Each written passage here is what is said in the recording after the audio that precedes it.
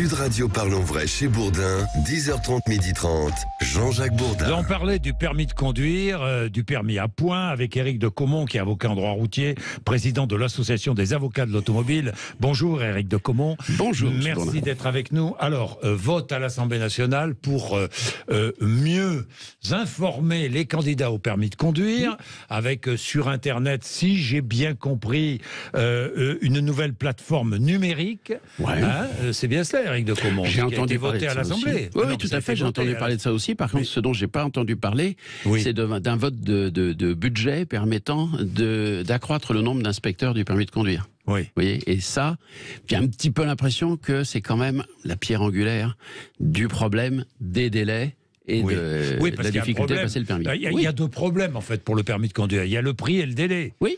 Le délai, bon, vous avez raison, c'est vrai que les délais ne sont pas raccourcis. Comment raccourcir les délais? Comment faire? Multipliant le nombre d'examinateurs, c'est tout. C'est aussi simple que ça. Le gouvernement dit oui, mais nous allons permettre à certains de faire passer le permis. Vous avez vu? Vous avez vu à des contractuels, c'est une solution, Est-ce que d'abaisser le niveau de l'examinateur et partant probablement du permis est une bonne solution en matière de sécurité routière? Je suis pas sûr. J'ai plutôt le sentiment qu'il faut maintenir un permis de qualité, qu'il faut privilégier l'enseignement par des professionnels compétents, c'est-à-dire des auto-écoles, et qu'à la sortie du goulot d'étranglement, il faut qu'on l'élargisse en faisant en sorte qu'il y ait plus de vrais inspecteurs bien formés et qui puissent effectivement faire passer, et notamment en cas d'échec, permettre de repasser avant 6 mois. Alors Éric de Caumont, la volonté, c'est aussi avec cette nouvelle plateforme numérique, c'est de recenser l'intégralité des aides de l'État, comme des collectivités, parce que c'est vrai que c'est cher, et c'est vrai que les candidats au permis ne savent pas souvent quelles sont les aides possibles. Et elles sont nombreuses. Oui. Vous avez raison. Tout ce qui peut permettre de rendre le permis plus accessible financièrement, sans en dégrader la qualité, le niveau, parce que pour moi, c'est la pierre angulaire de la sécurité routière ultérieure de tous les jeunes qui passent leur permis de conduire, est une bonne chose. Et rappelez-vous, Monsieur Bourdin, on avait même parlé à une époque du permis à 1 euro. Oui, je me souviens. 1 euro par jour. Oui, je me souviens. Donc il y a toujours eu des idées pour essayer de rendre le permis plus accessible financièrement. Elles sont toutes les bienvenues.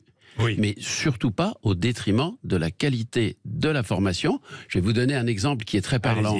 Allez-y. Ça fait au moins une vingtaine d'années, plus peut-être 30 ans, qu'il y a le permis conduite accompagnée. Enfin, qu'on peut préparer ce permis en conduite accompagnée. Tous les assureurs vous disent qu'un jeune qui a été bien formé avec la conduite accompagnée a beaucoup moins d'accidents, et beaucoup plus sûr pour eux, est un bien meilleur risque. À partir de quel âge? C'est 16 ans, la conduite accompagnée. Alors, comment doit-on faire si on veut? C'est descendu jusqu'à 15 ans maintenant. C'est descendu à 15 ans. Mais par rapport à certains projets dont les bruits courent dans les couloirs des ministères, je vais vous en parler. Donc je vous laisserai reparler tout à l'heure. Ce sont des façons de voir les choses, y compris de passer le permis dès 17 ans, mais en ne conduisant qu'à 18. Voilà ce qui se passe à l'heure actuelle.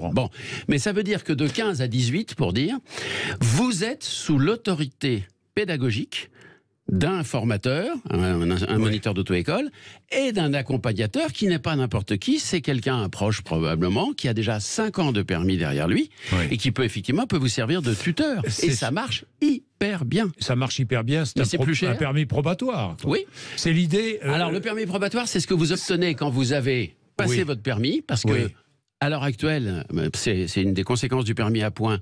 Pendant normalement 3 ans, vous n'êtes qu'un jeune conducteur, vous partez avec 6 points, et chaque année, sans infraction, vous vaut effectivement de capitaliser 2 points de plus, 8, 10 et 12, donc au bout de 3 ans, vous avez 12 points.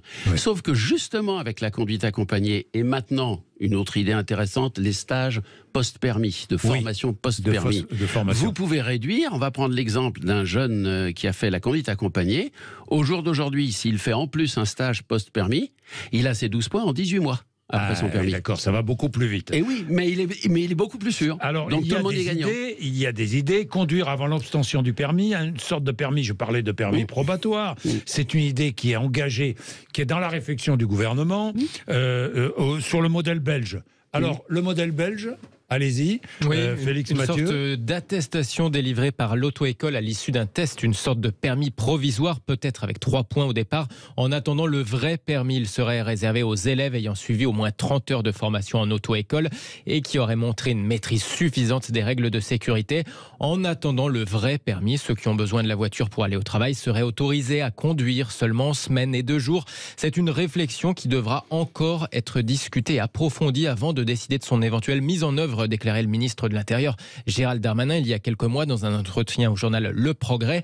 Les inspecteurs du permis, en tout cas, ils sont très hostiles. Le droit de conduire sans permis, drôle de signal pour la sécurité routière. Selon eux, l'idée semblait avoir été remise au placard depuis l'été dernier, mais les consultations ont repris sur le sujet. Qu'en pensez-vous, Éric de Caumont? Alors, déjà, il y a une idée très nette et qui est axée sur l'accès au travail, au monde du travail. Oui. Puisque, a priori, l'objectif, c'est de dire, vous allez pouvoir trouver un emploi, même à 17 ans et demi, si vous avez passé les différentes vérifications de compétences qui viennent de nous être rappelées, et avant même d'avoir le vrai permis à 18 ans. Ça vous permet de trouver du boulot, quoi. Ça vous permet de trouver du boulot plus facilement. Dans l'absolu, l'objectif est respectable. Il n'y a pas de problème. Après, la question qui se posera, c'est de savoir si le chef d'entreprise sera prêt à vous confier un véhicule de société alors que vous avez que 17 ans et que vous n'avez pas totalement passé votre permis et notamment pas passé l'examen final.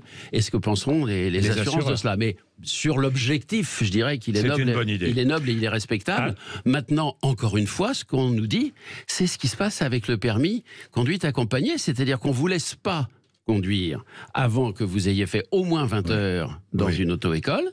Et après ça, vous êtes en permanence sous l'autorité d'un tuteur ou plusieurs avec un bagage de conduite. Et par ailleurs, vous devez parcourir un certain nombre de kilomètres avant de pouvoir passer le permis de conduire définitif. Et en plus de cela, vous êtes soumis à des entretiens et à des tests avec votre tuteur à côté de vous, assez régulièrement l'auto-école. C'est un suivi. On ne vous lâche pas dans la nature comme ça. Éric de Caumont, il nous reste 2 minutes. J'ai 2 questions à vous poser. D'abord, l'abaissement de l'âge du passage du permis de conduire à 16 ans.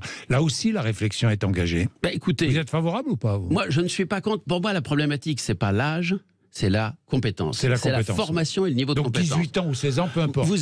Vous pouvez passer un permis 125 cm3, les petites motos, à 16 ans. Ça existe depuis longtemps. J'ai, pour ma part, au siècle dernier, passé le permis gros cube, sans limitation, full power, à 16 ans aussi. Je suis toujours vivant pour vous en parler 50 ans après. Donc en fait, c'est surtout une question de formation et d'accompagnement, plutôt que, et puis de maturité. Mais là je ne fais rien à l'affaire, comme chantait Brassens. Évidemment. Et dernière question, sur les petits excès de vitesse. Alors là, la réflexion est toujours en cours chez Gérald Darmanin, qui souhaiterait ne plus enlever de points pour les petits excès de vitesse. Là, vous êtes favorable? Écoutez, je suis heureux de voir qu'il a découvert la Lune. Et je l'accompagne dans cette découverte parce que ça fait environ 20 ans que des députés et des sénateurs déposent des propositions de loi tendant exactement au même objectif et qu'elles sont systématiquement balayées d'un revers de la main par les gouvernements qui ne veulent pas les mettre à l'ordre du jour. Pas forcément celui de M. Darmanin, bien entendu. Par faiblesse? Par démagogie électorale, parce qu'ils se disent c'est peut-être un mauvais signal de donner une tolérance de quelques kilomètres heure, etc., ainsi de suite. Bon, moi, évidemment que je suis pour, d'abord parce que le permis à points et les radars automatiques réunis, c'est devenu une énorme machine à rentrer énormément d'argent dans les caisses de l'État tout en pénalisant des gens qui ne font pas de grosses infractions. C'est les petits excès de vitesse, c'est 70 ou 80%. Les amendes resteront. Les amendes resteront, donc l'honneur est sauf, l'argent est sauf, touche pas au Grisby. Mais par contre, ça peut être effectivement très intéressant de faire la différence entre la conséquence sur le permis d'une personne qui roule très au-dessus de la limitation et qui donc commet un acte délibéré, et la personne qui, par inattention, dépasse de 1 ou 2 km/h. Vous imaginez pas ce que j'entends dans mon cabinet par des gens qui me disent « mais on peut m'enlever un point pour 2 km/h d'excès de vitesse ». C'est rien, c'est l'épaisseur du trait. C'est une seconde d'inattention, un dixième. Donc, dans l'absolu, bravo, monsieur Darmanin. On y va, on fonce, et il faudra associer à votre projet de loi tous ceux qui ont déposé une proposition. Parmi les députés et les sénateurs, c'est une reconnaissance intéressante quand même. Et Éric de Caumont, je vous inviterai une autre fois parce que j'aimerais beaucoup qu'on parle plus en détail des stages de récupération de points. Grand plaisir. Parce qu'il y a scandale là, un peu. Il y a des choses à dire. Là, il y a des choses à dire. Il y a vraiment des choses à dire. Bien. Merci Éric de Caumont, il est 12h27. André Berkoff.